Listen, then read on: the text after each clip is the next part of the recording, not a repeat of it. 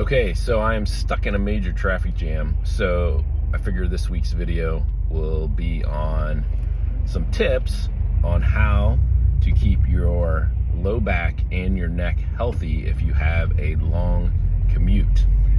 So this is a common problem when we get people in who have neck and low back pain, and then I find out that they have a really long drive to work.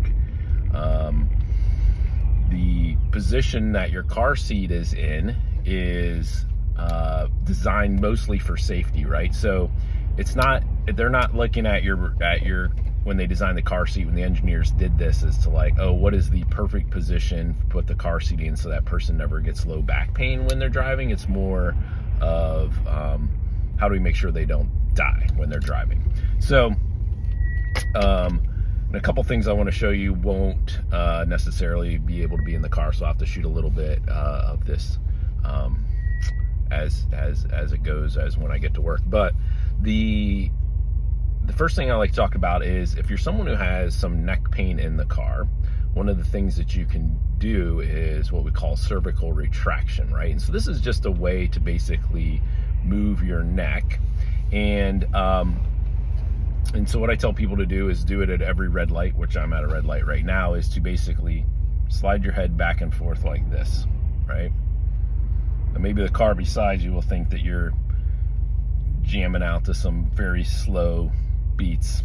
I don't know, but yeah, just like this. It's just a way to get your head moving if you start getting some neck pain while driving, because again, just like everything that we're doing, whether it's similar to sitting at the desk, is where your hands are forward, your head is forward, you're looking forward. You tend to keep your head more forward when you're driving, and because you're just kind of stuck in this position. So when if you're starting to get some neck soreness, work on cervical retraction. The key with this is to kind of just move your head straight back, not up or down as much, just like you're pulling your chin straight back. They often call it the double chin exercise, where you're just going back and forth just like this. So give that one a try when you are having some neck pain while driving. And then I will show you when I get to work a couple tips that I have on some ways that you can adjust your seat or add some a pillow or a sweatshirt or something like that to flatten your seat out. So when you flatten your seat out, then you're at less of an angle at your back, which can cause low back pain or symptoms to go down the legs.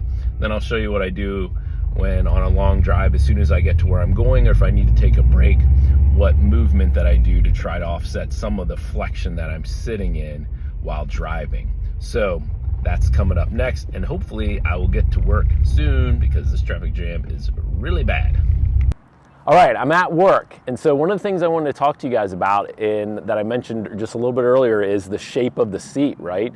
So the seat's designed for safety. So what you'll see here with the seat is most car seats are like this. They slope backwards. So because they're sloping backwards like this, that puts you actually in more flexion, right? So one of the ways that you can deal with this is to put you in less flexion, is to try to fill in this little bit of a gap here.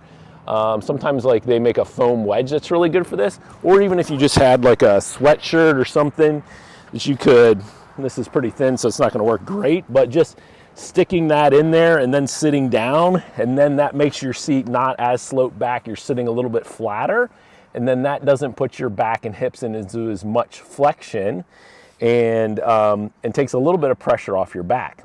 Now, if I'm on a really long trip and I'm starting to get some back soreness, then because you're in a lot of flexion, when you can stop when you get to where you're going, or if you're on a long trip where you need to take some breaks, then the first thing I do when I get out of the car is I get out, I put my hands here on my hips, and I just do some back extensions, okay? So just like that, extending my back, reversing, going from flexion to extension, and that just takes a little bit of pressure off. And then if you have time, just go for a little bit of a walk, especially if you're on a long trip and you're just stopping for a break.